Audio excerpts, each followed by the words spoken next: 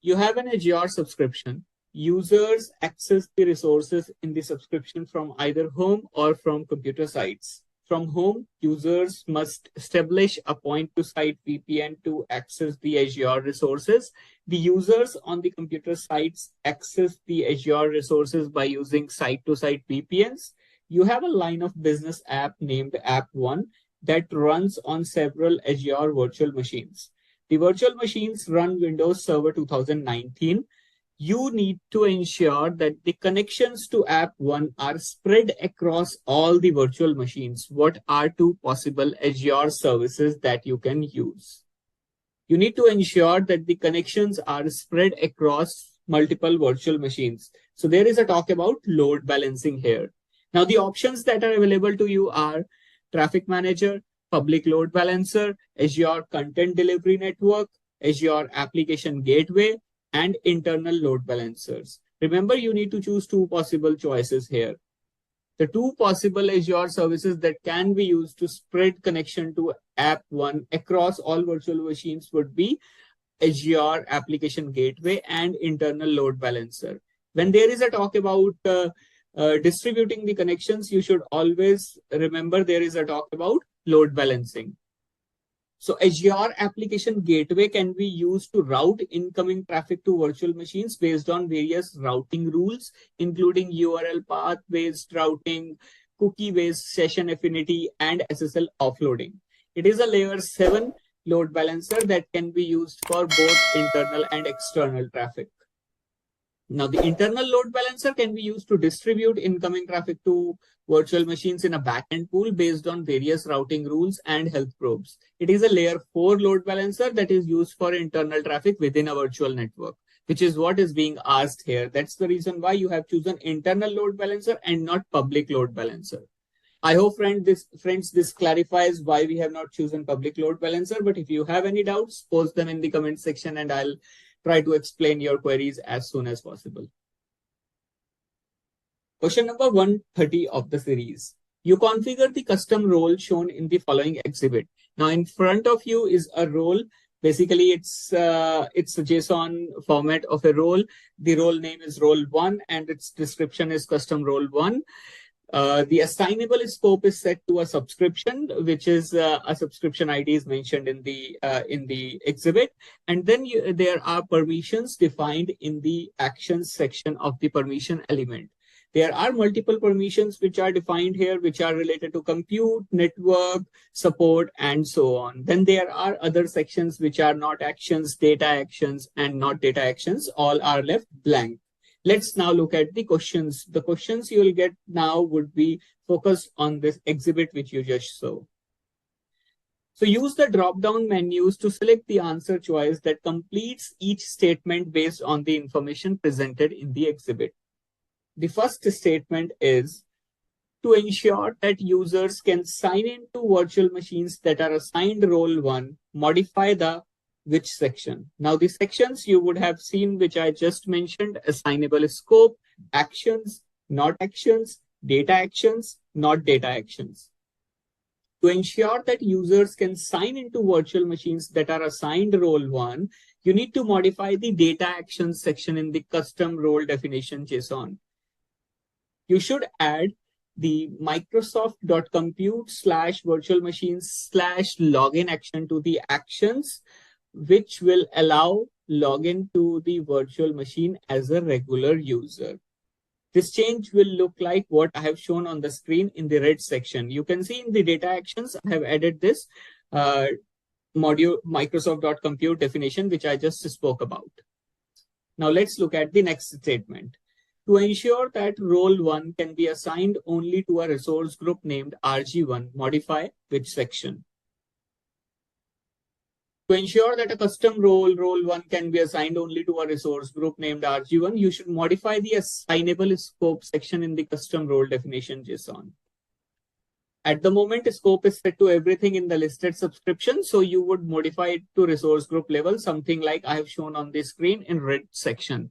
You will append resource group there, and then you will drill it down to the resource group that you want to apply. Earlier, it was applied at the subscription level, which means it was applicable to everything which was within that subscription.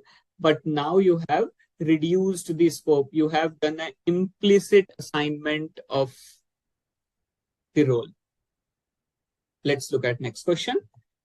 You have an Azure subscription that contains a virtual machine named VM1 and an Azure Key Vault named KV1. You need to configure encryption for VM1.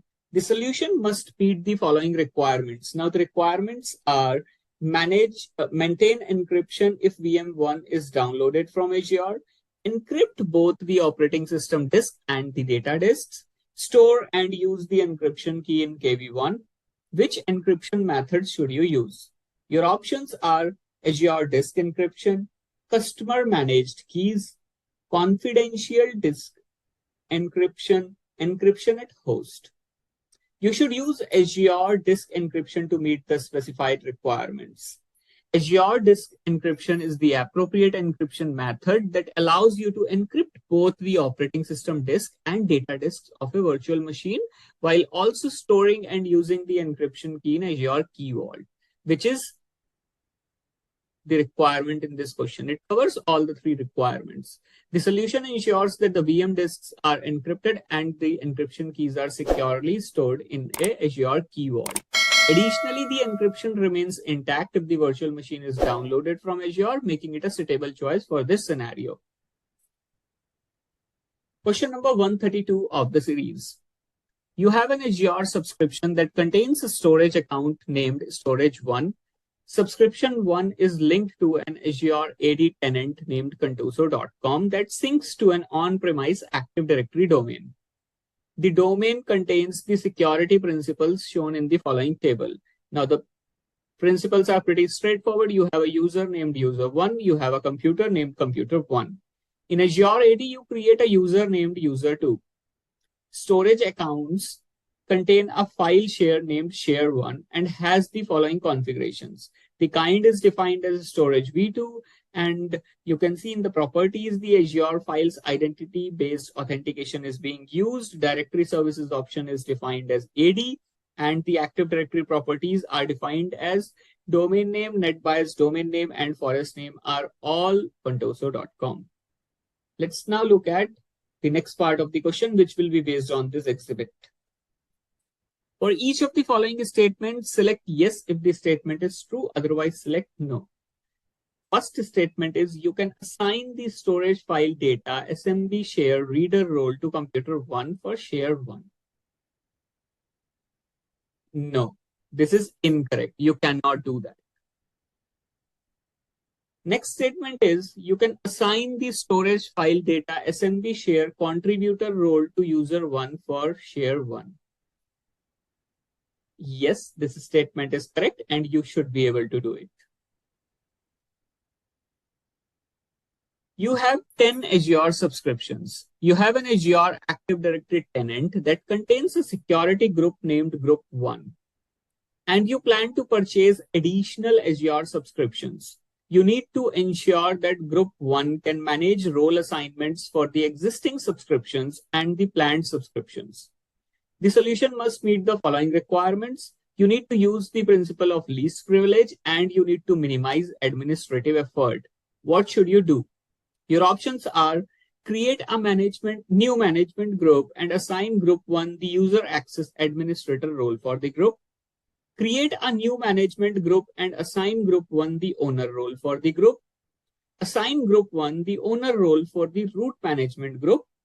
Assign Group 1 the user access administrator role for the root management group. And the correct answer here would be option D. Assign Group 1 the user access administrator role for the root management group. Assigning the user access administrator role to the root management group for Group 1 will provide the necessary permissions for Group 1 to manage role assignments for all existing and planned subscriptions, while also adhering to the principle of least privilege. This option also minimizes administrative effort as it only requires a single assignment. So the key thing here is you need to keep in mind the requirements that are mentioned in the question while choosing the appropriate options. Now, you might be tempted to choose option A here, but it increases the administrative effort as you first need to create a management group. And then next is you can't be sure that new subscriptions will be added to the same management group. So this approach might allow you to manage existing subscriptions, but not necessarily work for future or planned subscriptions. Question number 134 of the series. You have an Azure subscription that contains two virtual machines as shown in the following table. Now, the virtual machines are named as VM1 and VM2. VM1 is Windows Server 2022 operating system based, and VM2 is Windows Server 2019 operating system based. Both of the VMs are hosted in East US zone, and their DNS server is default, which is provided by Azure. The IP address of VM1 is 10.0.0.4, and the IP address of VM2 is 10.0.0.5. You perform a reverse DNS lookup for 10.0.0.4 from VM2. Basically, you are performing a reverse lookup for VM1 from VM2. Which FQDN will be returned? Your options are vm1.eastus.cloudapp.azure.com, vm1.core.windows.net, vm1.internal.cloudapp.net, vm1.azure.com. Now, Azure managed reverse DNS records of firm vmname.internal.cloudapp.net are automatically added to when you start a VM and removed when the VM is stopped or deallocated. So the correct answer here is option C, vm1.internal.cloudapp.net. Next question. You plan to deploy route-based site-to-site VPN connections between several on-premise locations and an Azure virtual network. Which tunneling protocol should you use?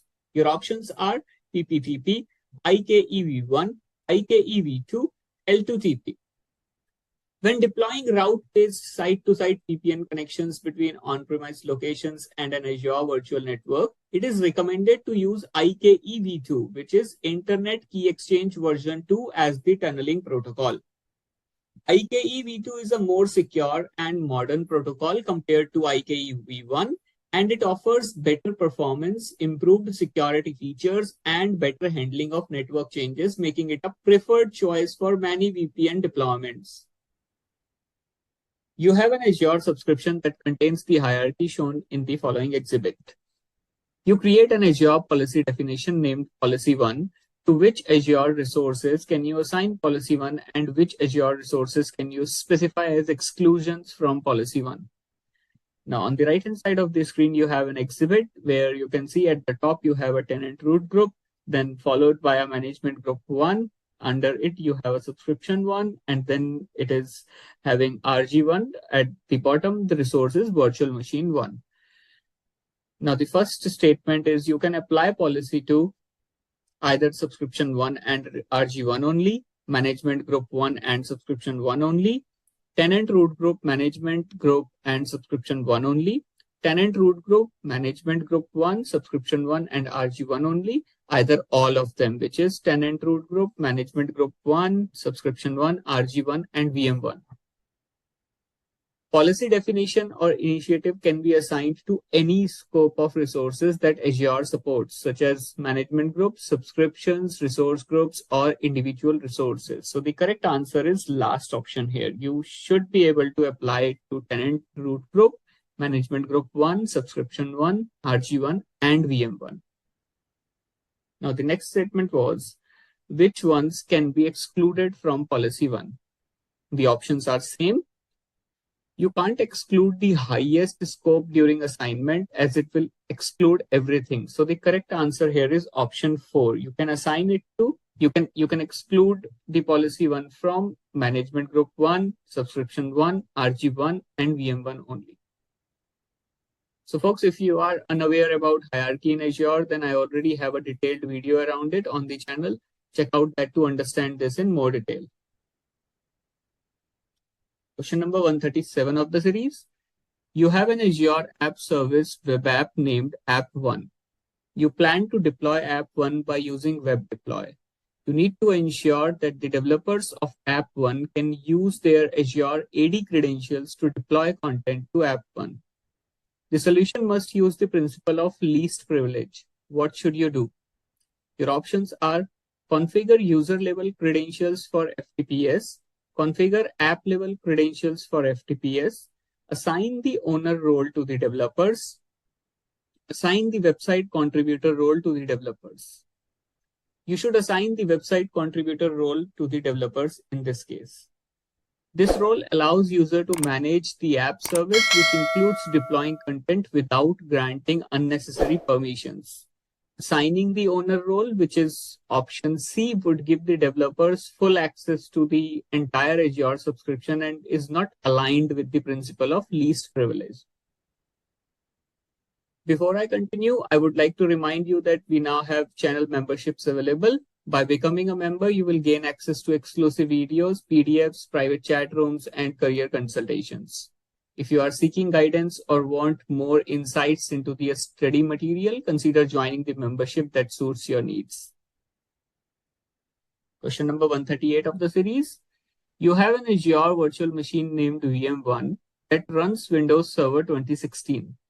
You need to create an alert in Azure when more than 2 errors events are logged to the system event log on VM1 within an hour.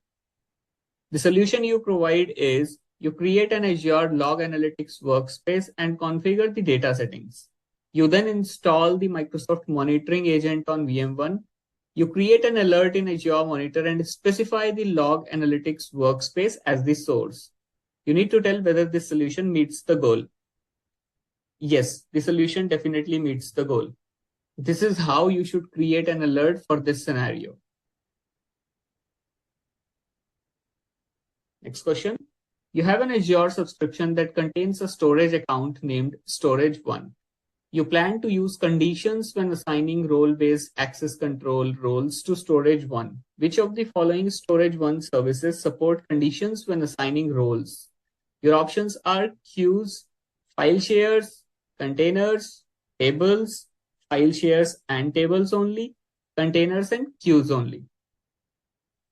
Currently, conditions can be added to built-in or custom role assignments that have blob storage or queue storage data actions. So the correct answer is option F, containers and queues only. You have an Azure subscription named Subscription 1 that contains the quotas shown in the following table. Now the quotas are standard DS family virtual CPUs, standard D family virtual CPUs. Both of them are hosted in East Europe location and are assigned a quota of 20 virtual CPUs. The total regional CPUs of East Europe are also defined as 20 virtual CPUs. You deploy virtual machines to subscription 1 as shown in the following table. Now you have deployed 2 virtual machines with the name of VM1 and VM2. Both are of size standard B2MS and standard B16MS. They are consuming 2 and 16 virtual CPUs respectively. Both of them again are hosted in East Europe region. For one of them, which is VM1, the status is running, and for VM2, the status is stopped deallocated. Now you plan to deploy the virtual machines shown in the following table. Basically, you are planning to deploy 3 more virtual machines and the CPU requirements for them is 1, 4, and 16. Now the questions that you'll see now will be based on virtual CPUs and whether you can deploy these 3 VMs being talked about here or not. The key thing to note here is for East Europe region, you have a quota of 20 virtual CPUs. So that's the maximum virtual CPUs you can consume at a given time. Let's now look at the statements. Your first statement is you can deploy VM3 to East Europe. VM1 is planned to use 1 virtual CPU, which when combined with VM1 and VM2 will add to 19 virtual CPUs, which is less than the limit of 20 CPUs. So you can deploy it. The next statement is you can deploy VM4 to East Europe.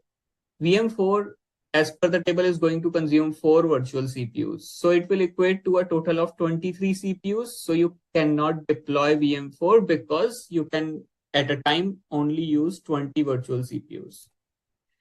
The third statement is you can deploy VM5 to East Europe. You might have noticed VM2 was in stopped deallocated state, but stopped VM will consume virtual CPU. So the state of virtual machine doesn't matter for the scope of this question. VM5 will use 16 virtual CPUs, so you can't deploy it in any case. Friends, if you are enjoying the content and finding it helpful, please consider giving this video a like and subscribing to the channel. Your support helps reach a broader audience and benefits everyone. Question number 141 of the series. You have an Azure subscription that contains the resources shown in the following table. Now the resources are, you have two resource groups with the name of RG1 and RG2. They are hosted in location Australia East and Australia Central. Then you have a virtual machine scale set with the name of VMSS1, which is hosted in RG2 and is in location Australia Central. Then you have three proximity placement groups with the name of proximity 1, 2, and 3. They are using either RG1 or RG2, and they are hosted in Australia Central and Australia East respectively. You need to configure a proximity placement group for VMSS1, which is virtual machine scale set.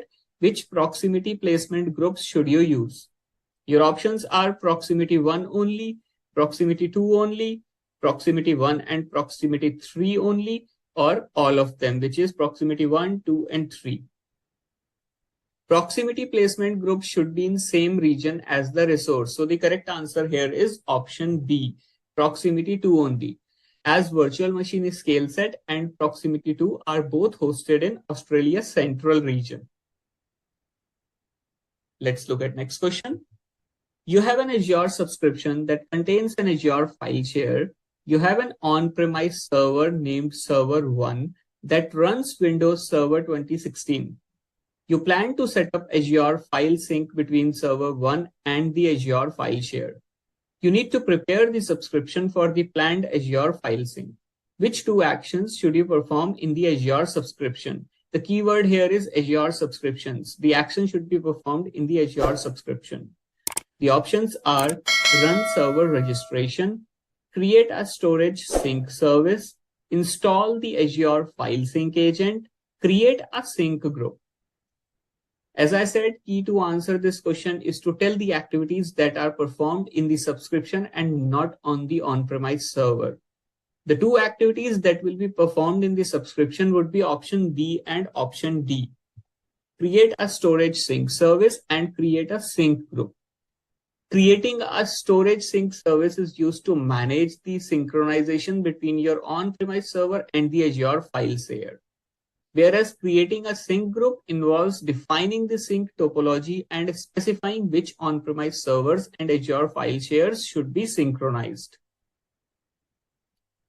You have a Microsoft Entra ID tenant named contoso.com that contains the users shown in the following table.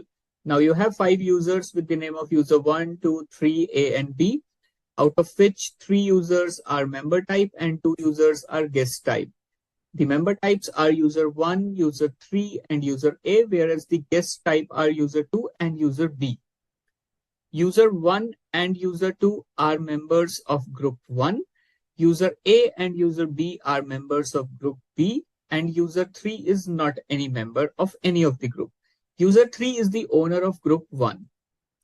Group 2 is a member of group 1. So there is a nesting of groups being talked about here. You configure an access review named review 1, shown in the exhibit on the next screen. On the next screen, you will have a screenshot of an exhibit of access review named review 1 that was created. And then you will have some statements. So for each of the following statements, you need to select yes if the statement is true. Otherwise, you need to select no.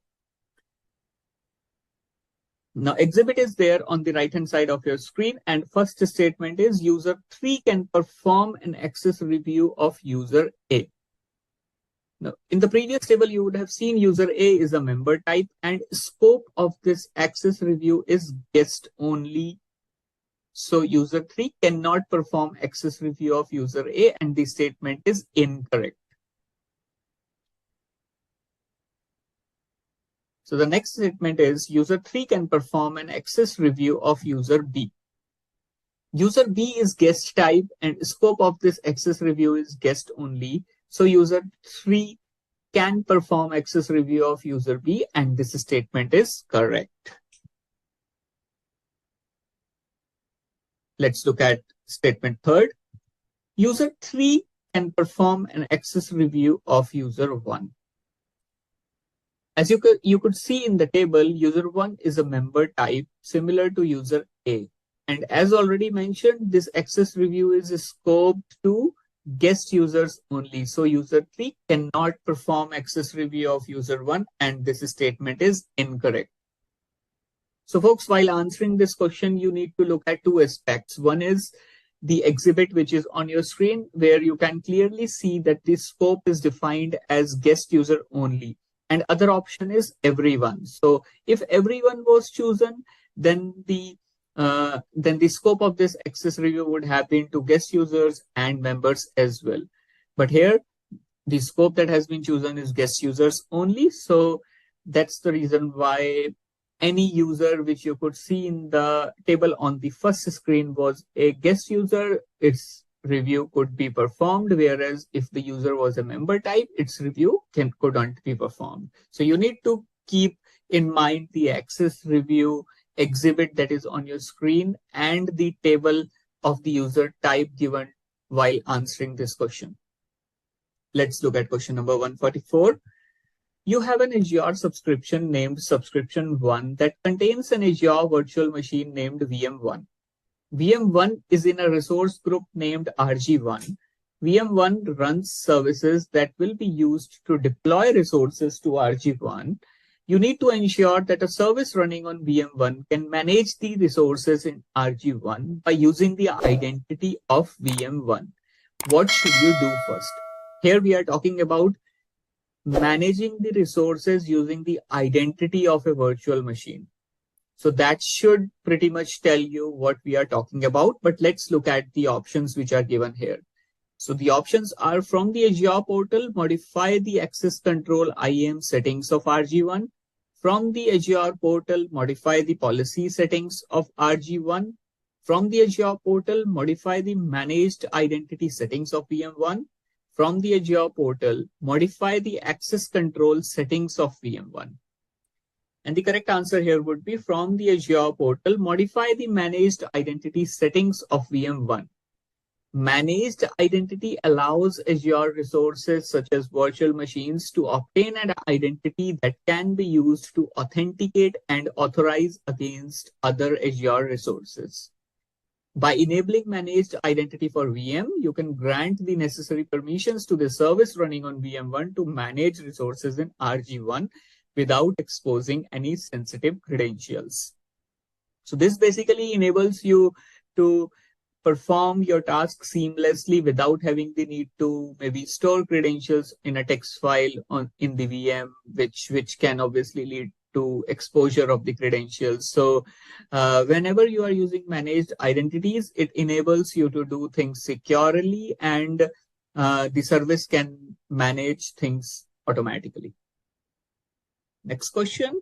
You need to ensure that an Azure Active Directory user named admin1 is assigned the required role to enable traffic analytics for an Azure subscription.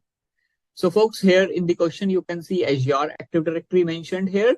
However, Microsoft has recently changed the name of Azure Active Directory and it is known as Entra ID now. So there can be some questions where I have mentioned Azure Active Directory. There can be some questions where you will see Entra ID, but from the exam perspective, because the name has already changed, so you should be seeing the new name which is Entra ID.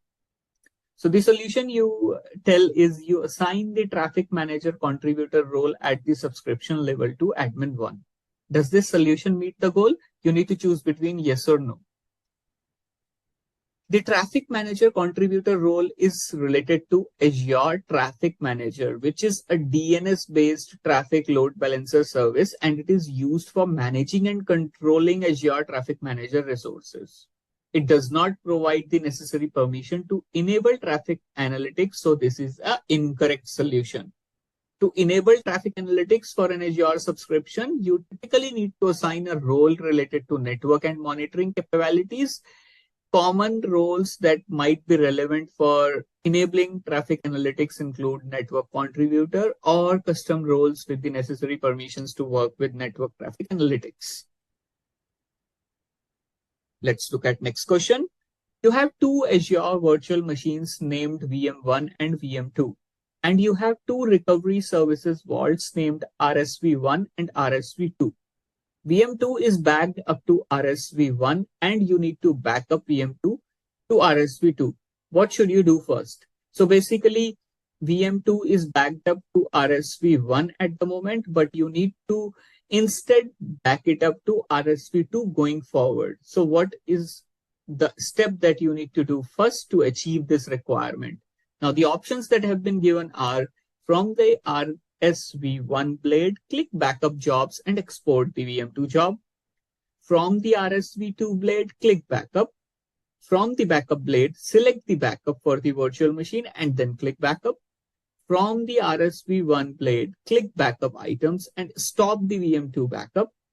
From the VM2 blade, click disaster recovery, click replication settings, and then select RSV2 as the recovery services vault.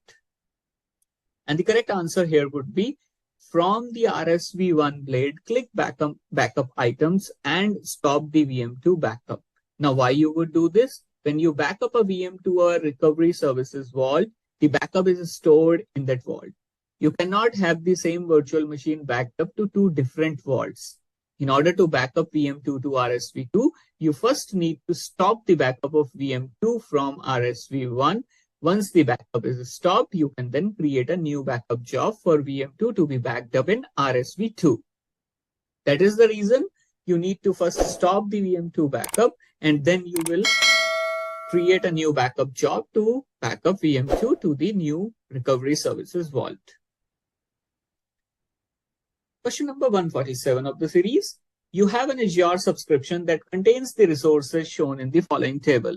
Now you have three resources with the name of storage 1, container 1, and table 1, where storage 1 is a storage account, container 1 is a blob container, and table 1 is a storage table. You need to perform the tasks shown in the following table. Now the tasks are, the first task is you need to create a new storage account. Second task is you upload and append blob to container 1. Third task is to create a file share in storage 1. And fourth task is to add data to table 1. Now both the tables are on your screen for ease of your answering the question. And the question is, which tasks can you perform by using Azure Storage Explorer? To answer this question, you should first know what is Azure Storage Explorer. Now the options are task 1 and task 3 only, task 1, 2, and 3 only, task 1, 3, and 4 only, task 2, 3, and 4 only, and task 1, 2, 3, and 4. Azure Storage Explorer does not have the ability to create a new storage account directly. Instead, you can use Azure Storage Explorer to connect to and manage existing storage in Azure. So the correct option is option D, task 2, 3, and 4. You can upload and append blob to container, create a file share in container, and add data to table using Azure Storage Explorer. The only thing you cannot do here is create a new storage account, which is task 1. You have 3 Azure subscriptions named sub 1, sub 2, and sub 3 that are linked to an Entra ID tenant. So folks, if you don't know what is Entra ID tenant, we are talking about an Azure AD tenant. As I mentioned previously, the Azure AD has been renamed to Entra ID. The tenant contains a user named user1, a security group named group1, and a management group named MG1. User 1 is a member of group 1. Sub 1 and sub 2 are members of MG1. Sub 1 contains a resource group named RG1. RG1 contains 5 Azure functions. You create the following role assignments for MG1. The role assignments are group 1 has got the reader role and user 1 has got user access administrator role. Further, you assign user 1 the virtual machine contributor role for sub 1 and sub 2. For each of the following statements, you need to select if the statement is true, otherwise you need to select no. And the first statement is user 1 can assign the owner role for RG1. As a user access administrator for MG1, user 1 can manage access to all resources in the management group. This includes assigning any role, including the owner role, to any resource within MG1, which includes RG1. So the statement is correct. User 1 can assign the owner role for RG1.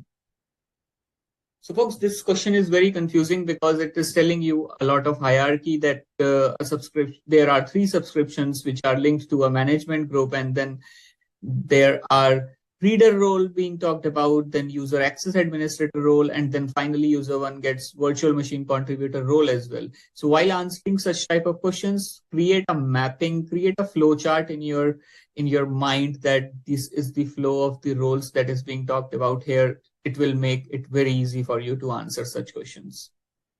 Let's look at next statement here. The group 1 members can review the configurations of the Azure functions. Now, group 1 members, you can see, have reader access at the management group level. So they can view all resources in the management group, including the Azure functions in RG1, making this statement correct as well. Again, you could see, if you have made that flow chart in your mind, it is very easy to answer this question. If you try to answer it without creating that flow chart, then it will be very hard for you to answer such questions because of the availability of so much data and hierarchy. Third statement is user 1 can create a new resource group and deploy a virtual machine to the new group. The virtual machine contributor role allows users to manage virtual machines, but it does not provide permissions to create new resource groups. So this statement is incorrect. User 1 cannot create a new resource group and deploy a virtual machine to that group. Again, you could see the second last line of the question says you assign user 1 the virtual machine contributor role.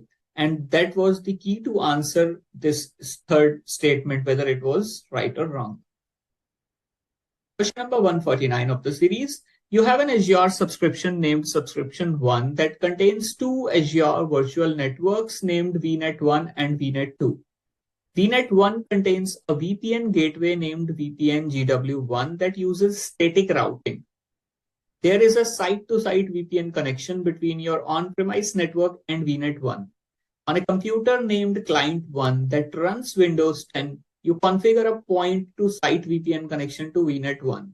So you have a site-to-site VPN connection between your on-premise client and VNet 1, and then on a computer named Computer Client 1 that runs Windows 10, you configure a point-to-site VPN connection to VNet 1.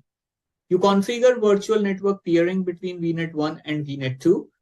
You verify that you can connect to VNet 2 from the on-premise network. Client 1 is unable to connect to VNet 2. You need to ensure that you can connect Client 1 to VNet 2. Basically, Client 1 is not able to connect to VNet 2 at this point, and you need to ensure that Client 1 can connect to VNet 2. What should you do in this requirement? Your options are select Allow Gateway Transit to VNet 2, download and reinstall the VPN client configuration package on Client 1, enable BGP on VPN GW1, select Allow Gateway Transit on VNet 1. The VPN client on the PC is not valid now because the network topology has changed in this case. And whenever such changes happen, then the VPN client package for Windows client must be downloaded and installed again. And you need to ensure you use the same certificate. So the correct answer here is option B. You need to download and reinstall the VPN client configuration package on Client 1 again. Question number 150 of the series. You have 5 Azure virtual machines that run Windows Server 2019. The virtual machines are configured as web servers. You have an Azure load balancer named LB1 that provides load balancing services for the virtual machines. You need to ensure that visitors are serviced by the same web server for each request. What should you configure? So you have 5 virtual machines behind an Azure load balancer, which they have named as LB1. You need to ensure whenever someone visits the site, their request is serviced by the same web server. What should you configure to achieve this requirement? Your options are protocol to UDP, session persistence to client IP and protocol, floating IP to enable, session persistence to none. So basically here they're talking about, the first option says you configure the protocol to be as UDP, and then the second option says you configure session persistence to client IP and protocol. Then on third option, floating IP is getting enabled, and on the fourth option, which is again related to session persistence, you are setting it to none. To ensure that visitors are serviced by the same web server for each request, you should configure session persistence. In this scenario, you should configure session persistence to client IP and protocol. This will ensure that each visitor's requests are directed to same web server for the duration of their session, based on their IP address and the protocol they are using. This configuration helps maintain session state for clients and ensures that their requests are consistently directed to the same web server, which can be important for maintaining user sessions and providing a consistent experience. So folks, this is all I wanted to cover in this part of the series. But before you go, a reminder that channel memberships are now available on this channel. And by becoming a member, you will gain access to member exclusive videos, private chat rooms, and career consultations. So don't miss the opportunity to get guidance from a real life DevOps engineer. Also friends, if my content has helped you in passing the certification, then don't forget to tag me in your LinkedIn posts. I'll see you in the next video.